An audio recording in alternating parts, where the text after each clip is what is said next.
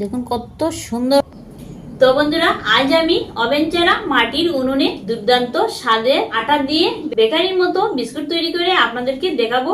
এই বিস্কুটের রেসিপিটা আপনাদের কাছে শেয়ার করছি। আপনারা কিন্তু পুরো ভিডিওটি দেখতে থাকুন, আশা করি ভীষণ ভালো লাগবে। তাহলে চলুন কাজে লেগে পড়ি। বিস্কুটটি বানানোর জন্য এই পাত্রের মধ্যে নিয়ে নিচ্ছি 200 গ্রাম আটা। তারপর দিচ্ছি 100 গ্রাম গুঁড়ো করে নেওয়া চিনি, 2 চামচ গুঁড়ো করে নেওয়া সুজি, হাফ কাপ গুঁড়ো দুধ, স্বাদ মতো নুন দিচ্ছি, আর দিয়ে দিচ্ছি এই চামচের হাফ চামচ বেকিং পাউডার। তো সব উপকরণগুলো দিয়ে দিলাম, এবারে ভালো মতো মিশিয়ে নিব।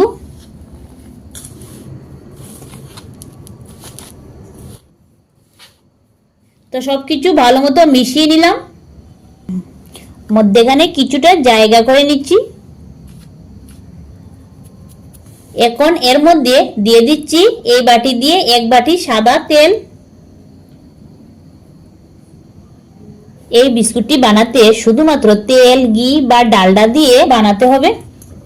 তো তেলটা দেওয়ার পর হাত দিয়ে চেপে চেপে সফট একটা ডো বানিয়ে নিব।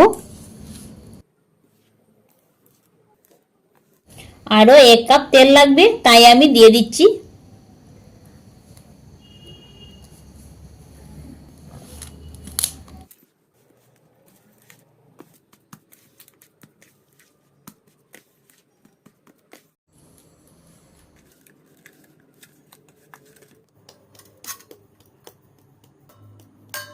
তো দেখুন ডোটা আমি বানিয়ে নিলাম, আর ঠিক এমনটাই হয়েছে।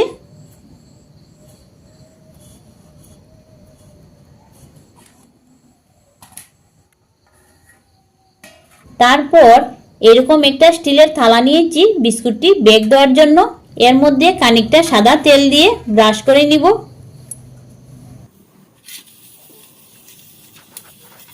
এবারে এই ডোটার মধ্যে থেকে বিস্কুটের জন্য লেচি কেটে নিব।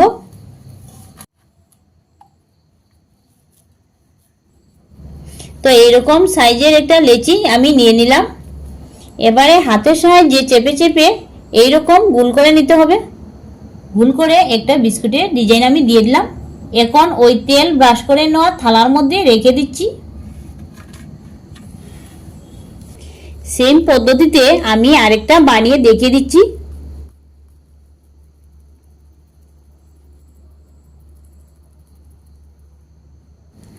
কোনো ঝামেলা ছাড়াই কিন্তু খুব সহজেই তৈরি হয়ে যাচ্ছে বিস্কুটটা। এইরকম সাইজের থালার মধ্যে কিন্তু আমি মোট 4টি নিয়ে নিলাম। নিয়ে নিলে বিস্কুটটি বেক হতে একটি গায়ে আরেকটি লেগে যাবে, তাই আমি 4 পিস করে বিস্কুটটি বেক দিয়ে দিব। মধ্যেখানে আঙ্গুলের সাহায্যে একটু চাপ দিয়ে নিচ্ছি।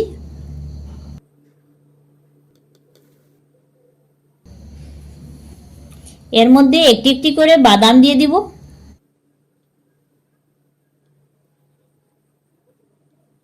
তো বিস্কুটটা বেক হওয়ার জন্য একটা পাত্র আমি তৈরি করে নিলাম, আর ঠিক একইভাবে আরেকটি পাত্র আমি তৈরি করে নিব। তো 2টি পাত্র আমি তৈরি করে নিয়ে নিলাম, এবারে বেক দিয়ে দিব। তো এখন উনুনটা ধরিয়ে নিয়ে কিছুটা বালি আমি গরম হওয়ার জন্য বসিয়ে রেখে দিব। এইরকম একটা পাত্র উনুনের মধ্যে চাপিয়ে দিচ্ছি। এর মধ্যে কিছুটা বালি দিয়ে দিচ্ছি।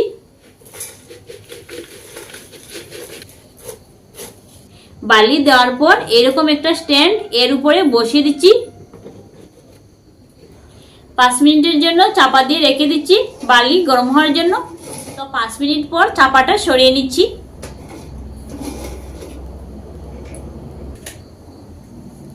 বেক হওয়ার জন্য বিস্কুটের পাত্রটি এর মধ্যে বসিয়ে দিচ্ছি,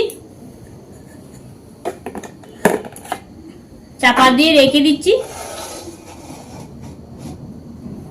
বিস্কুটটি বেক হতে 25 মিনিট সময় লাগবে, আর উনুনের আঁচটা মিডিয়াম টু লো ফ্লেমে রেখে। তো 25 মিনিট পর আমি ফিরে আসছি। তো 25 মিনিট পর এখন আমি চাপাটা সরিয়ে নিব। দেখুন বিস্কুটটি কি সুন্দর হয়েছে আর ফুলেও অনেকটা বড় হয়েছে। বিস্কুটের পাত্রটি নামিয়ে নিব।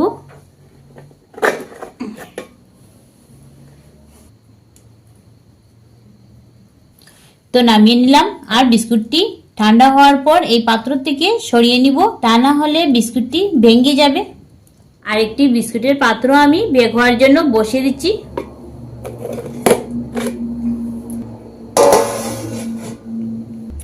এদিকে বিস্কুটের পাত্রটি ঠান্ডা হয়ে গিয়েছে, এখন বিস্কুটটা সরিয়ে নিব।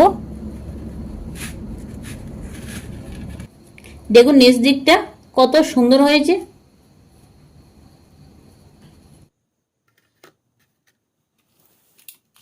তো এইভাবে সবগুলো বিস্কুট আমি বেক দিয়ে নামিয়ে নিব, তারপর ফিরে আসছি।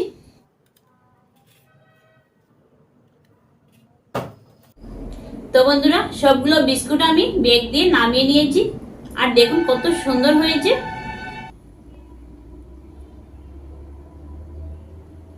তো একটা বিস্কুট ভেঙে আপনাদেরকে দেখিয়ে দিচ্ছি। দেখুন বন্ধুরা বিস্কুটটা কতটুকু খাস্তা হয়েছে আর এত নরম হয়েছে, মুখে দিলেই মিশে যাবে।